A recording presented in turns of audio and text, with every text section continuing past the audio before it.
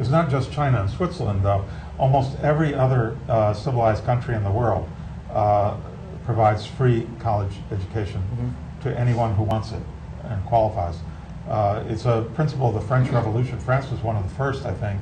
One of the principles of the revolution was that education should be free to everybody, all the way through to a medical degree. And you should be able to continue an education as long as you want. All the European countries provide free education. Yeah. And even Canada, it's almost free in Canada. Yeah, well, I think partially the European countries are free to do that because they have, I've been told they've signed contracts with the United States that the United States will be their military for them. So basically what we're doing is shortchanging our people so that Europe can go to college for free. But you, I think you're the oldest Vermonter that we have here. You're related to the Abenaki Indians, right? Yeah, I'm a Native American Abenaki Indian, and recently just, my grandmother had always talked about that, but I recently dug in, and since I'm running for governor, I figured, well, I might as well just start to do the research. I did the research, went to the town clerk's office and got the chain and submitted my paperwork, and so now I'm definitely done the research to find my connection to the Abenakis. And that's been it's pretty exciting now that I know I can, get to know their culture. I didn't know anything about the Abenakis, and because of the eugenics project in Vermont, the sterilization of the Abenaki Indians. So that, and it was taboo to talk about it. My grandmother never even said Abenaki. She just said, once in a while she would mention that there was an Indian in the family, and that's it. So that's all I had known about it. So it was quite exciting to find that out. I study a lot of cultural anthropology in college, and so I'm very into that. I want to learn a lot about them, and I'm starting to make the connections now with some of the chiefs in the tribes. How far back were you able to go in terms of the family tree? I went back, let's see, I think if I can remember correctly, it was Mary Woods, which was my great-great-grandmother. Yeah, that would have been my great-great-grandmother, if I remember it correctly. And we actually had the last piece of it had to go to a website, Ancestry.com, to get the last piece. But it's an amazing site to find. They actually had photographic records of my great-grandfather's death certificate, which showed the parents, which is the link that I needed to finalize it. Yeah.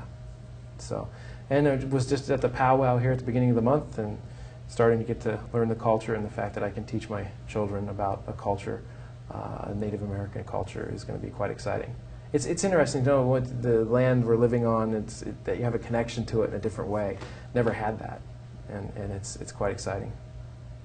Now you live in the Northeast Kingdom, right? Yeah, I live I live on land that belonged to my great-grandfather. The last 2 acres of it used to be a family horse farm, and my dad sold it off in the 70s, so I have the last 2 acres of that, and so it's just down the road from where I grew up. So it's quite exciting to have my kids on the same area of where I grew up.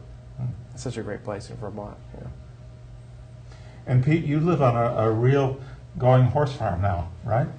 Well, it's not really growing because it's 10 acres, and my wife operates a horse farm. She gives riding lessons to young children, has been doing it for a while, and we have a vegetable garden and chickens and eggs and a few things, and I'm working with Rob Williams hopefully to get yaks, because I had a yak burger last week and it was very good, and we have enough land, so it's a almost full-time job for her, and I'm the part-time helper at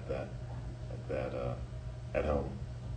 And that's in South Burlington, right? Shelburne. It's right on the line in Shelburne, South Burlington. And I got involved in this just because I've been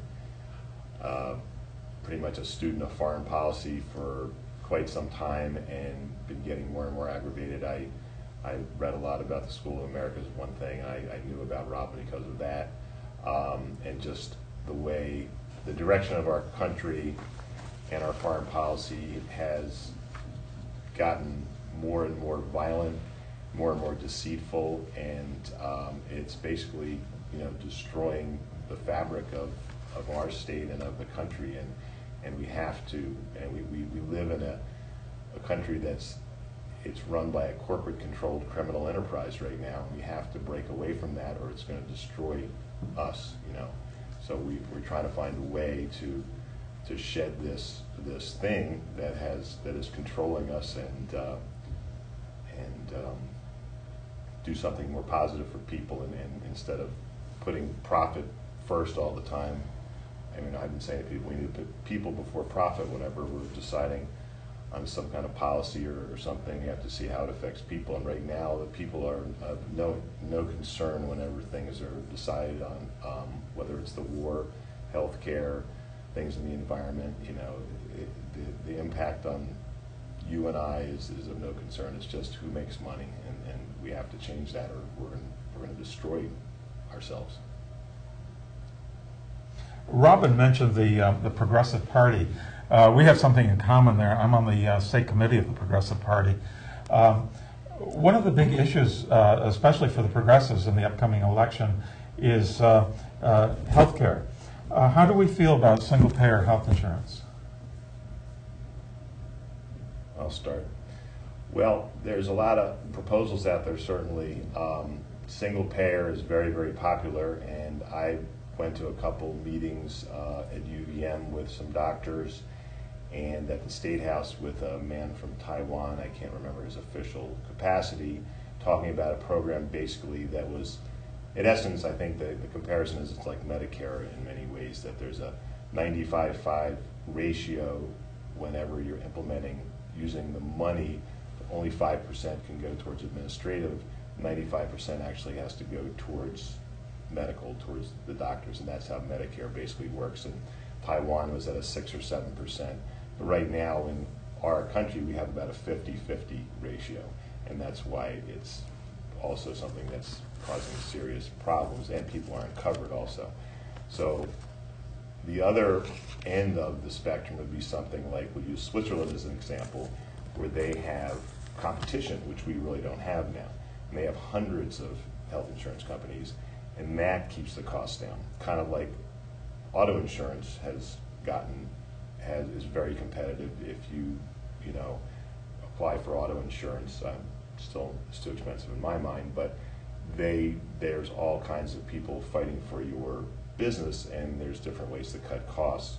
So I don't know if single payer is the best answer, but it's certainly better than what we have now, which is only a health system that benefits people that have good jobs, that have that benefit, or that are wealthy. The impoverished people can't afford it. My daughter can't afford it. She's working for minimum wage, and she can't afford health insurance. And it's just wrong. We have plenty of money for things like F-35s, where I think there's a site called Cost of War, where you can punch in defense spending and see what it would pay for. I want to say that like 1 or 2 of those planes would pay for health insurance for everybody in the state of Vermont for a year. So there's the money's there. We just have to switch our priorities. So whether it's single payer or the Swiss plan, what we don't like to do in the United States is look at what's successful elsewhere. We have this weird idea that everything we do is the best. Well, there's many other countries, just like with college, that have been for years have had health insurance or health plans that have worked very well. They're not bankrupting themselves, and everybody's covered. So I think we look at all these other countries, find out like the best practices, and try to do something like that. But as these doctors said at UVM, the problem is there's an $800 billion tumor, and that's the health insurance companies. And he said, and these guys go around the country speaking, until we get rid of that, you're not going to solve the problem. So that bureaucratic waste has to go away, because it's $800 billion a year in something that does nothing to benefit the patients.